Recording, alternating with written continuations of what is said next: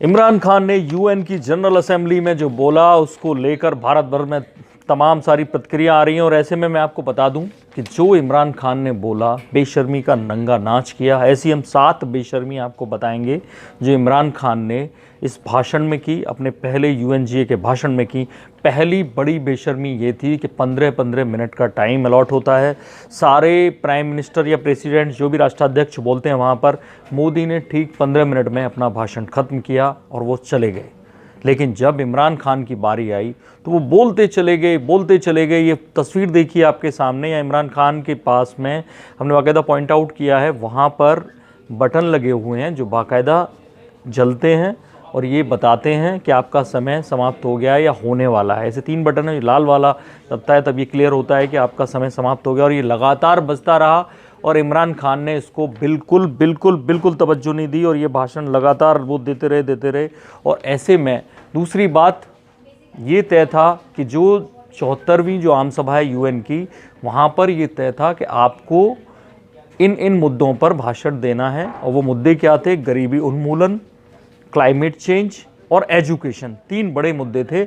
और नरेंद्र मोदी ने ये सारे क्लाइमेट के लिए वो क्या क्या कर रहे हैं, सिंगल यूज़ प्लास्टिक की बात की, और कैसे वो एजुकेशन के लिए क्या क्या कर रहे हैं, कैसे स्कूलों में शौचालय बनवा रहे हैं। 11 करोड़ शौचालय जो बनवाए वो सारे पर्यावरण और उससे जुड़े थे। गरीबी उन्मूलन में भी वो शौचालय काम आते हैं, बीमारी कहीं ना कहीं जुड़ी होती हैं।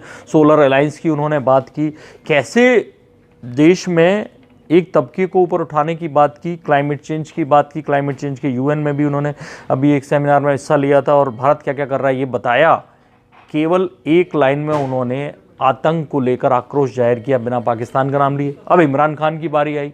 इमरान खान ने शुरुआत तो ऐसे ही की कि कैसे पाकिस्तान कई सारी बीमारियों से लड़ रहा है, क्लाइमेट चेंज की बात की, टेरर फाइनेंसिंग की बात की, वहाँ क्या क्या कर रहा है वो। लेकिन उसके बाद वो फ़ौरन उतर गए इस्लामोफोबिया पर। इस्लामोफोबिया या टेरर भी कहीं भी, कश्मीर भी इस यूएनजीए का हिस्सा नहीं था, लेकिन वो लगातार इस्लामोफोबिया पे उन्होंने बोलना शुरू किया। वो इतना ज़्यादा बोलने लगे कि 1.3 बिलियन जो दुनिया भर के मुस्लिम हैं उनको इस मुद्दे पर बोलना चाहिए। उन्होंने ये बात करनी शुरू की। उसके बाद वो भारत के मुसलमानों पर आ गए। भारत में जो 18 करोड़ मुसलमान हैं वो क्या कर रहे हैं, वो कश्मीर में इतना सब होते देख रहे हैं, ये बड़ी बात उन्होंने की। और चौथी बेशर्मी उन्होंने कश्मीर का मुद्दा उठाकर की। कश्मीर का मुद्दा यहाँ पर बिल्कुल छुआ तक नहीं था मोदी ने। और लेकिन इमरान खान ने 4 बार उस भाषण में बोला कि हम इस मुद्दे पर फोकस करना चाहते हैं, इसी मुद्दे की वजह से वहाँ आए हैं। यूएन में कम से कम यूएन जनरल असेंबली में जिन मुद्दों पर चर्चा होनी थी उनमें कोई भी द्विपक्षीय मुद्दा शामिल नहीं था। पहले उन्होंने उसे इस्लामिक मुद्दा बनाने की कोशिश की, फिर यूएन का मुद्दा बनाने की कोशिश की। बताया कि वहाँ 9 लाख सेना है कश्मीर में, उन्हें पता होना चाहिए कि भारत के पास कितनी सेना है और 9 लाख कितना बड़ा हिस्सा होता है। उसे भेजना, एक जगह से दूसरी जगह मूव करना कितना मुश्किल होता है। वो झूठ पे झूठ बोलते रहे। पैलेट गन की बात उन्होंने वहाँ पे की, कैसे व्यक्ति अंधा हो गया। वो भूल गए कि उनके ही एक पूर्व राजदूत ने, अब्दुल बासित ने, एक पोर्न स्टार, अमेरिकी पोर्न स्टार जॉनसन का एक फ़ोटो शेयर कर दिया था पैलेट गन के नाम पे। तो इससे मजाक नहीं है, ये यूएनजीए है, यूएन असेंबली की जनरल असेंबली में आपका भाषण है। आप इतनी बड़ी बेशर्मी इस तरह के मुद्दों पर नहीं कर सकते। कुलभूषण जाधव, 5वीं बड़ी बेशर्मी थी कि कुलभूषण जाधव पर वो उसको स्पाई बताने लगे। उनको अच्छी तरह से मालूम है कि इस मुद्दे पर उनको कैसे जो इंटरनेशनल कोर्ट ऑफ जस्टिस में फटकार पड़ी है। एक वोट वो भी पाकिस्तान का उन्हें मिला, बाकी के सारे वोट 16 वोट वो भारत के पक्ष में गए।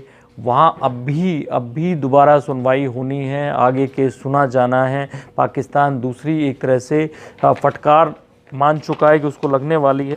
6वीं बेशर्मी जो कि इमरान खान ने आम तौर पे यूएन को शुरू क्यों किया गया था। मोदी ने नाम लिया तमिल कवि कनियन का, कैसे 3000 साल पहले उन्होंने संयुक्त राष्ट्र संघ की परिकल्पना दे दी थी अपनी कविता में कि जितने भी लोग हैं दुनिया में, हर स्थान उनका है, कोई भी जगह किसी और की नहीं है। हर स्थान पर हर आदमी का हक है दुनिया में, और हर व्यक्ति कहीं भी जा सकता है, और हर व्यक्ति जो दुनिया का है वो आपस में रिलेटेड है, एक दूसरे का बंधु है। विश्व बंधुत्व की भावना दी।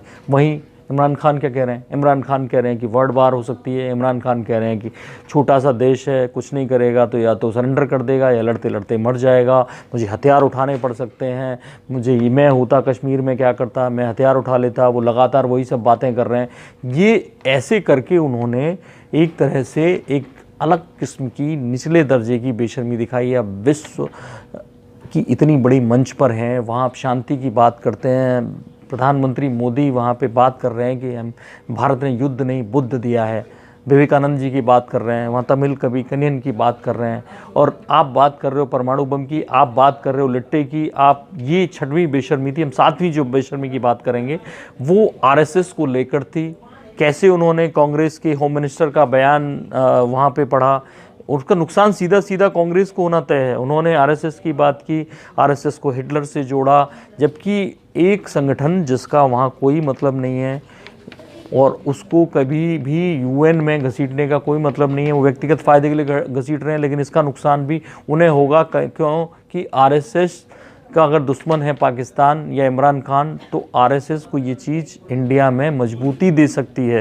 ये बात उन्हें खुद सोचनी चाहिए। और ऐसे में उन्होंने कई सारी बातें की और वो 7वीं जो बेशर्मी थी वो उससे जुड़ी थी। यहाँ पे उन्होंने एक और कहा कि कैसे मुसलमानों को माना जाता है कि 72 हूरों के लिए वो ये बम बन जाते हैं आत्मघाती।